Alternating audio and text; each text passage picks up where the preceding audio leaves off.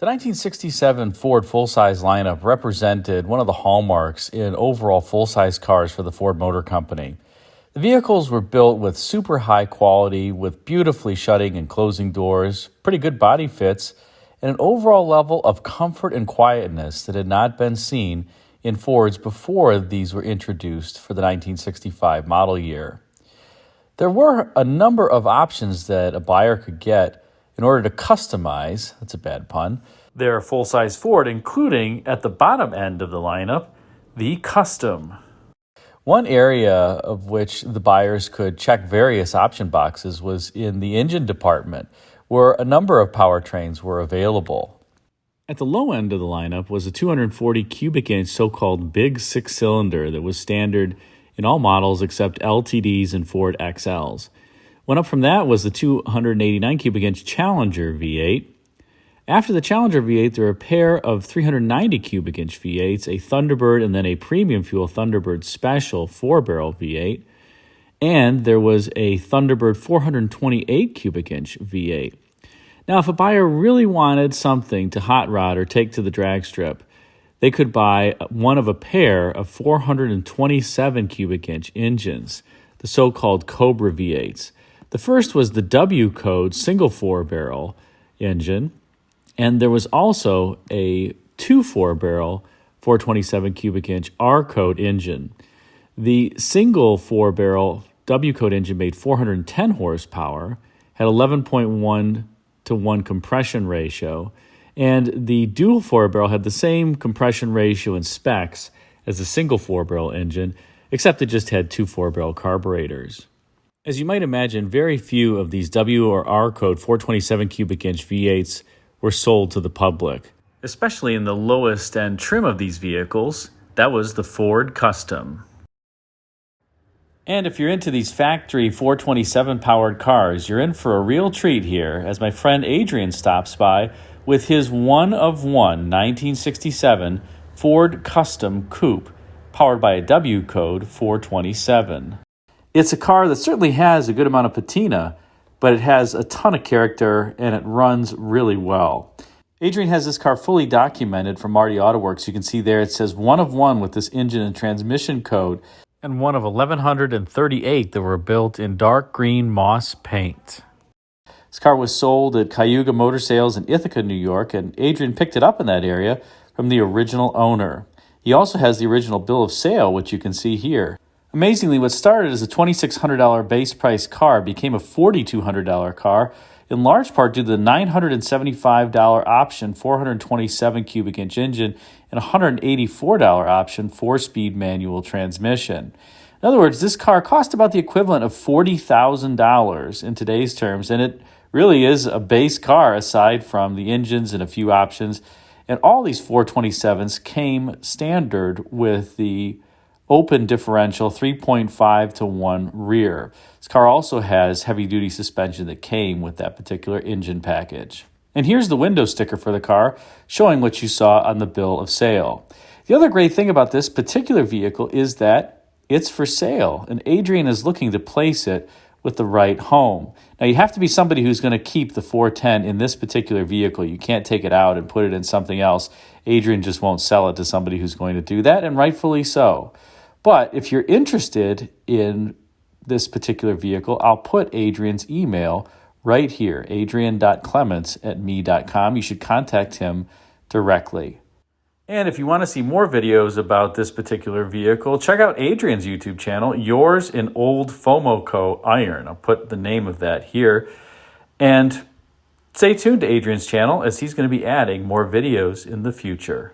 Let's take a look at this one-of-one 1967 Ford Custom with the W code 427. Well, hey, welcome back to Rare Classic Cars. I'm here with Adrian and a really, really special Ford Custom 500 that you may notice the front license plate, because this isn't your average Ford Custom, is it, Adrian? Correct. No, this car is unusual in that it has the W code 427 single 4-barrel 410 horsepower V8. They built 22,081 custom two-door sedans for the 1967 model year, and exactly one, this car, was built, factory built with the W code 427 single 4-barrel. So Wow. yeah. And it's an all pretty much original car here. The owner, I love, that owned it before you, added some period correct gauges because these vehicles just came with idiot lights, Correct. by and large. And all of them are still functional. So he's got a second Stewart Warner speedometer I saw, oil pressure, Oil temperature, coolant temperature, amp meter, voltmeter, run hour meter out of a lift truck. So I've dubbed him the MacGyver of the 60s. He was the original owner of this car. He ordered it to be built, and I bought it from him in 2011. So he had the car for a number of years. And how long have you owned it, Adrian? Since January 26, 2011. It was a Wednesday. Wow. Yeah. And a friend and I drove to New York State to pick it up. It was in the Ithaca area. Picked it up from the original owner and trailered it home. It hadn't run in, we figure, about 18 years. And so I took some time doing some research, talking to experts, because my goal was to start it up without breaking anything and without having to disassemble any major components. And so I was very happy when it came to life. So Adrian's owned a number of, I'll use the term unique because they are unique. This is one of one. Correct. This is unique. Yes. By definition. But you've also owned a 67 Meteor S33 428 4-speed convertible.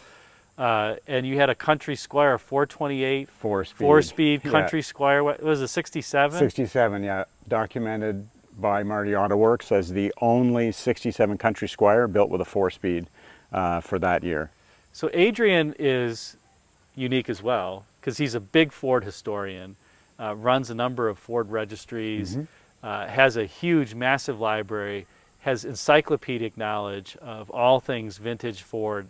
Frankly, I'm mesmerized by the knowledge base. Thank you, very kind. And you know, the other great thing about it is this car, he's looking to place it in a new home. And as we said, it's one of one. It's a super cool car. I love the patina. It's got, you know, great patina to it.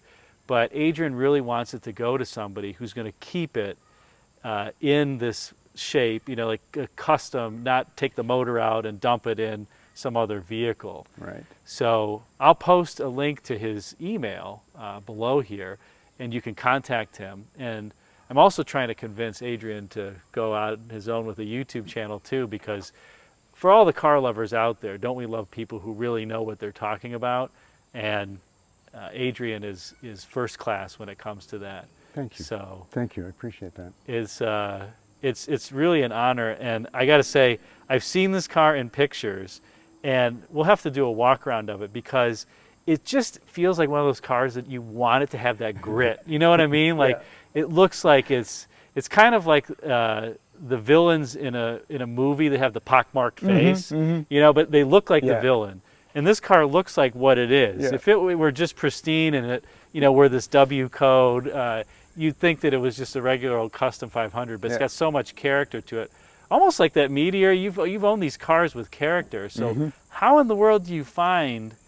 And some people, by the way, make fun of me because I say unique too often. But these are unique. These are one of one cars. How do you find this stuff? How did you locate I found out about this car in late October of 2010. I got an email from a friend of mine from Illinois who had seen this car advertised on Craigslist. And I'm sure you've seen a lot of ads on Craigslist. A lot of them have misinformation or things not described properly. But this car was very accurately described, which was unusual. And I found out that it was the original owner that was selling it. He had a friend of his list it, but he had essentially dictated all of the information to go in the ad. And so everything in the ad was correct. I made arrangements to go and visit the car in early November of 2010, really just to document it for the 1967 Ford full-size registry. But when I saw the car, I fell in love with it. Kept talking to the original owner, and we came to an agreement on the price. And like I said, I brought it home in January of 2011. Well, let's take the camera off and walk around, and you can talk about some of the cool features. Okay. Particularly, I love, you know, what's under hood and the MacGyver-isms there, and what's on the inside. I think the viewers will really like that. And once again, Adrian's really looking to place this with the right home. I'm more of a luxury car kind of person, so I wouldn't know what to do with a factory 4-speed W code car, you know. But it's a sweet, sweet machine. So let's just see some of the different features. All right, so should we start under hood or in the car? Your choice, AJ. We can start under the hood. Okay. I love, by the way, the latch is in the middle of the grill here, where there's like this part. You know, you think it'd be underneath the bumper or something, but no. It's pretty convenient to get to. So you'll notice that there are deviations from factory. We've got a see-through upper radiator hose, which is actually a Pyrex laboratory piece. The original owner wanted to be able to see the coolant flowing, which you can when the car is running and the thermostat is open. He's added an extra heater core here bolted beside the radiator in an effort to get rid of some of the heat that this 427 produces, because it produces two things, power and heat. And so we need to get rid of some of the heat. We also have an aftermarket, it's a Mallory dual point distributor. This is something that he put in when the car was new. That's an advantage to buying a vehicle from the original owner. You get the history right back from day one. And so he said that he felt that this was a more high performance distributor than the factory Fomoco dual point that came with the car. Open element air cleaner. This is the 4-barrel intake is what they call a sidewinder, because the carburetor is actually offset to the side. If you stand directly in front of the car, you'll notice that it is further toward the driver's side of the vehicle than it is toward the passenger vehicle. So if you ever hear the term sidewinder, that's what they're talking about. Of course, 427 long cast iron headers that help the engine breathe. It's got this big Hawley double pumper on here that it's the factory Le Mans carburetor. It's a giant, absolutely ginormous carburetor. You see, we've got a tap back here because we've got a fuel line going into the passenger compartment so that we have a measurement on fuel pressure. That's in case you need a drink. Yeah, exactly, while you're driving. He's put in a manual choke instead of the automatic choke. So yeah, the original owner, he's my MacGyver. Wow. Yeah.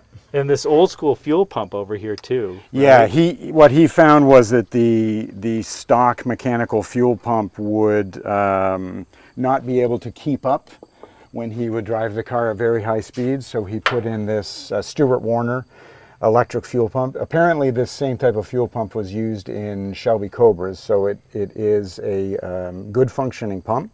There's a switch inside on the instrument panel that I'll show you when we get in there. You turn it on and it'll bring the pressure up to 7 or 8 pounds before you even start the car, which is nice. If the car's been sitting for a while, you can use this to prime the carb, and then the car starts that much easier. Wow. And it's got, clearly no brake booster there. No power steering pump. Correct. You could not get, officially, you could not get power brakes, be they drum or front disc, with the 427, nor could you get power steering. The concern with the brakes was not having sufficient vacuum for the brake booster. The concern with power steering was overspeeding the power steering pump, because this engine will rev higher than a typical, a 392 barrel or even a 428 4-barrel. So yeah, it's no issues at all when you're driving at speed in terms of the lack of power steering. It's a little bit of Armstrong steering when you're slow speed in a parking lot or pulling out of a driveway. It does. And I love the little fan, the pusher fan that he added. Yeah, there's an extra fan down there for additional cooling. Does that operate too? It does. I don't use it. I mean, that's got to at least push, one. Not much. One CFM, cubic foot. Yeah, right, 1 cubic foot, not per minute, but per hour. Yeah, not very much, but. I love those little modifications, and then on the inside, you got to talk about this gauge setup that's on here, because this is something else. So these cars came with very basic instrumentation from the factory. You essentially had a oil pressure light that would come on if the oil pressure were low, and it would also blink if the oil temperature were high. But that was it. You had coolant lights, right there. You had a cold light and a hot light as per usual, but there was no tachometer, there was no amps, there was none of that stuff. And so the owner added extra instrumentation because he wanted to be able to keep a handle on how the heart of the car was running. So we've got a fuel pressure gauge down here, we've got coolant temperature, we've got oil pressure, oil temperature, I believe this is amps. Yep. Vacuum gauge. Yep, a vacuum gauge, a RPM, a tachometer basically out of a laboratory because the original owner was the instrument technician at Cornell University in New York. Huh. Yep, there's a run hour meter, there's a voltmeter, and then those are the switches. And the extra speedometer down in the transmission hump. So he put in a transmission cable splitter so that both speedometers work simultaneously and they both read the same. The stock one in the dash is 0 to 120 miles an hour, whereas the unit that's on the transmission hump that he installed is 0 to 160. And so they both track the same. I've never had this car. I don't think I've had it over 100, so I don't know. You don't need that second No, speedometer. no. Wow. No. And then the 4-speed manual, and of course there's some type of compass. That's your GPS. Yeah, it looks like it's out of a World War II era tank or something, but he's got that down there. No radio.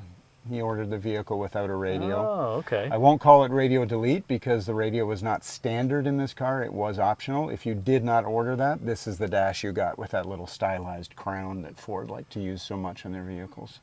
Wow. Yeah. That's awesome. And of course the requisite 4-speed manual transmission. And it all works. It all works. That's why I left it in. That's awesome. Well, what a cool, cool car. We'll have to hear it run maybe too. Yeah. The shocking thing about this engine is that it's actually quiet. You don't hear any ticking or, you know, it kind of sounds like a very docile, but it's clearly not. Right. I mean, it's docile until you get on it, and then, Yeah. then it comes alive and starts gulping in huge quantities of air, and away she goes. Probably So- just starting it costs about $5.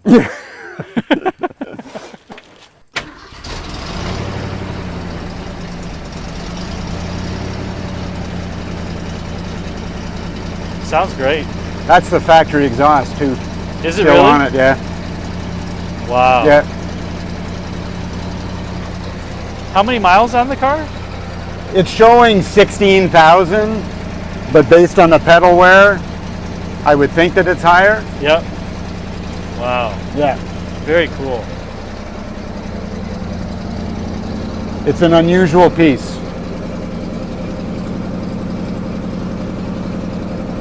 Doesn't that sound great?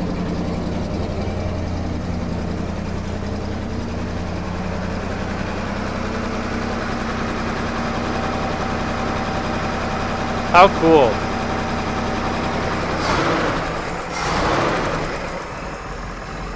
Huh.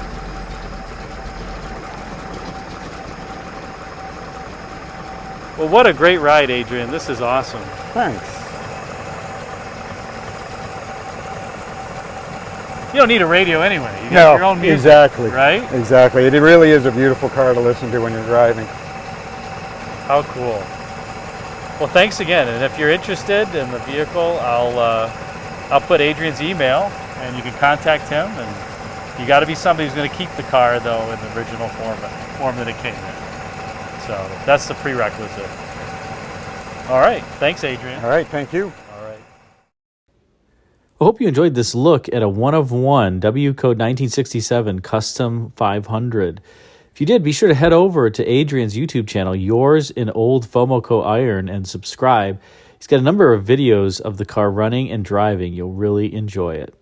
And if you're interested in acquiring the car, be sure to email Adrian at adrian.clements@me.com. Thanks again for watching.